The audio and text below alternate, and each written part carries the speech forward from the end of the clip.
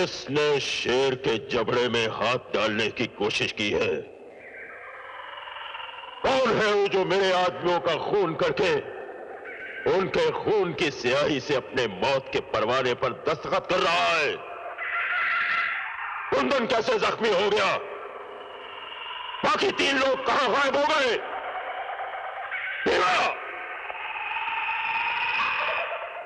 जी सरदार। शेरा की शहनशाहियत में खून बहाने का हक सिर्फ शेरा को है। फिर ये खून बहाने की हिम्मत किसने की? पता नहीं सरदार। कुंदन, कुंदन जवाब दो, किसने तुम्हें जख्मी किया? जुबान खोलो, बोलो कुंदन। इसके जख्मों को देखो।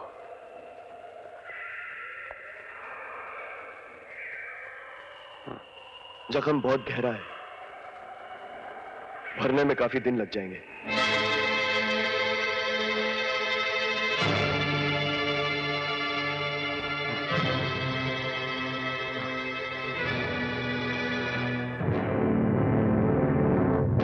सरदार, ये तो आपका भाई है।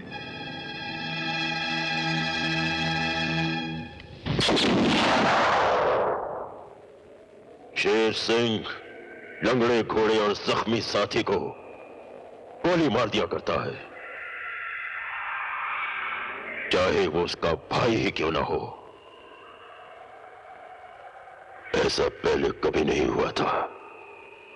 हमारे किसी साथी को पुलिस पकड़ नहीं पाई और आज एक ही दिन में हमारे 4 आदमी भी मार दिए गए। आंधी और तूफान की तरह चारों तरफ फैल जाओ, पहाड़ों का चप्पा चप्पा छान मारो, वो जो भी हो उन्हें हमारे सामने पेश करो, मगर जिंदा।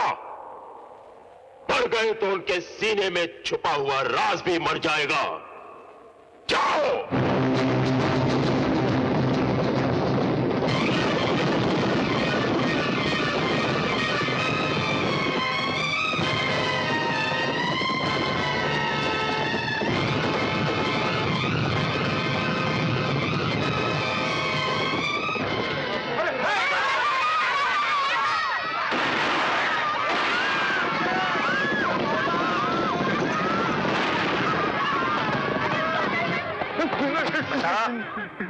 कहाँ है तीनों? मुझे नहीं मालूम, मुझे नहीं मालूम।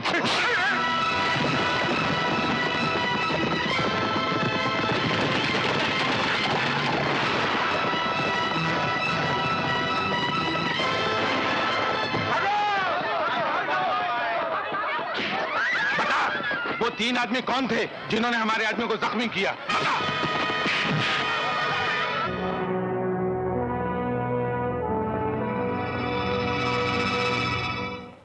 सामने की पहाड़ी पे शेरा काटता है, जिसके चारों तरफ उसके आदमियों का सख्त पहरा है।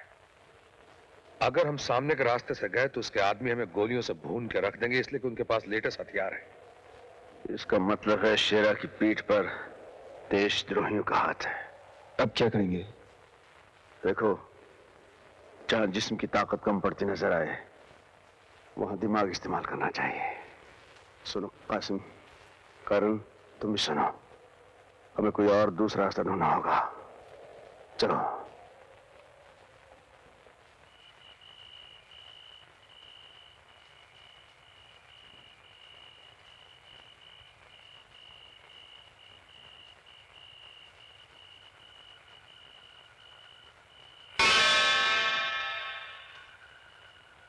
करण, करण। आजम भाई, मुझे बहुत नींद आ रही है यार। तेरी नींद की जात का भुरता मारो उल्लू के पट्टे बंदर छाप साले, कभी कभी काम की बात भी सुन लिया कर। कौन से काम की बात यार? देख बे, शेरा के पास लाखों का माल है। वो माल अगर हमारे हाथ आ गया ना तो हम लखपति बन जाएंगे। लेकिन ये माल हमें मिलेगा कैसे? अरे वो बंदर छाप, सीधी सी बात है। शेरा के अड्डे पे जब हम दयाल की पोती को छुड़ाने जाएंगे ना, उसी दौरान शेरा का हम सारा माल हथिया लेंगे। नहीं। अनीता, अनीता, तुम यहाँ इस वक्त? मैं अपनी बहन को बचाने आई हूँ। जब तक सीमा शेरा की कैद से रिहा नहीं हो जाती, मैं आप लोगों के साथ ही रहूंगी। तुम क्या समझे हम 3 आदमियों से बचा नहीं सकेंगे? हम बेकार हैं। वापस जाओ यहाँ से तुम। अमर, तुम भी कमाल करते हो यार। शेरा के आदमी इस जंगल के चारों तरफ फैले हुए हैं। ये अकेली लड़की, खुदा न खास्ते रास्ते में अगर इसे कुछ हो गया तो? Okay, let's go.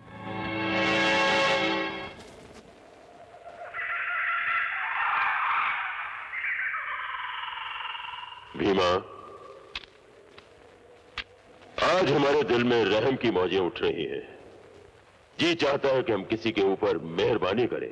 मैं कुछ समझा नहीं। दिल करता है कि आज हम एक कैदी को आजाद कर दें, ताकि वो हंसता खेलता दौड़ता हुआ अपने बीवी बच्चों के पास जाए। ऐसी गलती मत करना सरदार। ये गलती तो हम जरूर करेंगे भीमा। अरे जरा सोचो तो सही, जब वो कैदी हमारी कैद से छूटकर अपने घर जाएगा तो उसके घर वाले कितने खुश होंगे, वो हमें कितनी दुआएं देंगे।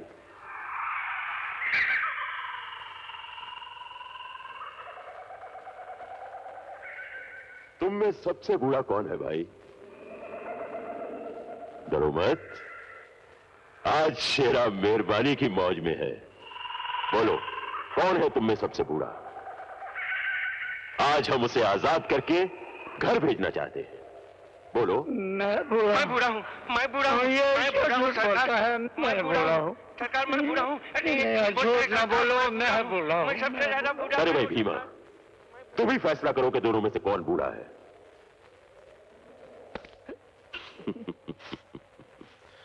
जाओ, तुम आजाद हो, अपने घर जाओ। इससे पहले कि हमारी दया का सागर सूख जाए, फौरन यहां से चले जाओ। भगवान आपका भला करे, भगवान आपका बस भला। बस बस, हमें दुआएं मत दो। हम भगवान भगवान को नहीं मानते। तुम्हें आजाद किया है, तुम फौरन यहां से चले जाओ। जाओ जाओ जाओ, शाबाश शाबाश, जाओ।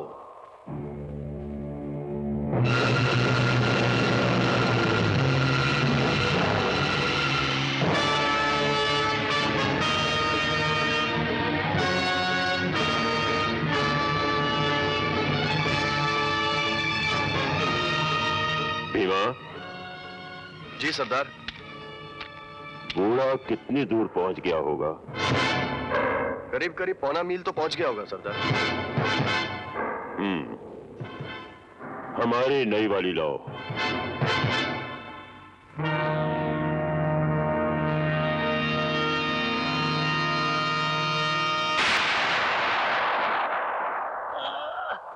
वाह, क्या बढ़िया निशाना है सरदार। बहुत अच्छी है, ऐसी ही 1 दर्जन और खरीद लो। नहीं, मैं मरना नहीं चाहता।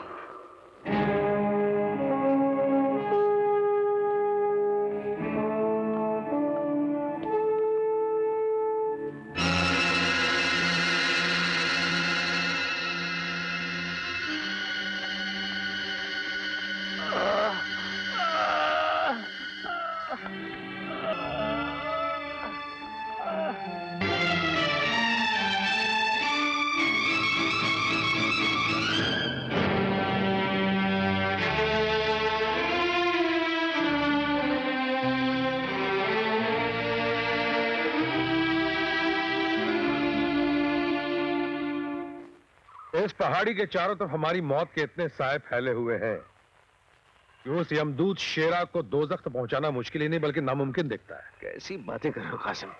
ये बुज़दिल कब से हो गए तुम?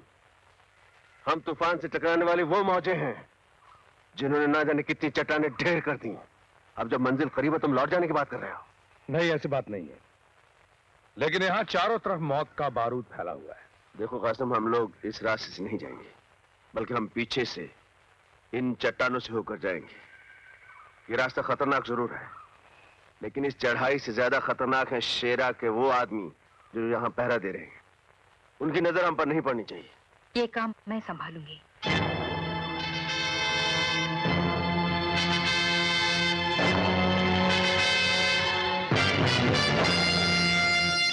नहीं नीता, इसमें जान जाने का डर है, इसलिए इतना बड़ा रिस्क तो मैं नहीं लेने दूंगा। आप बेफिक्र रहिए, मुझे कुछ नहीं होगा। Are you sure? Sure. Best of luck. Thank you.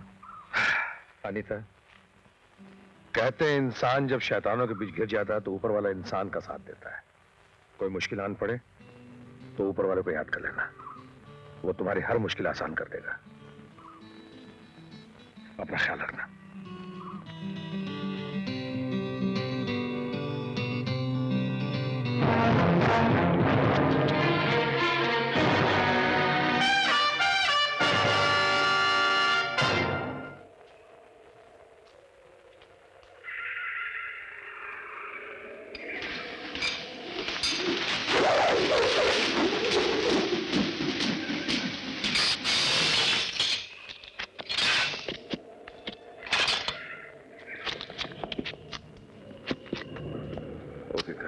Go ahead.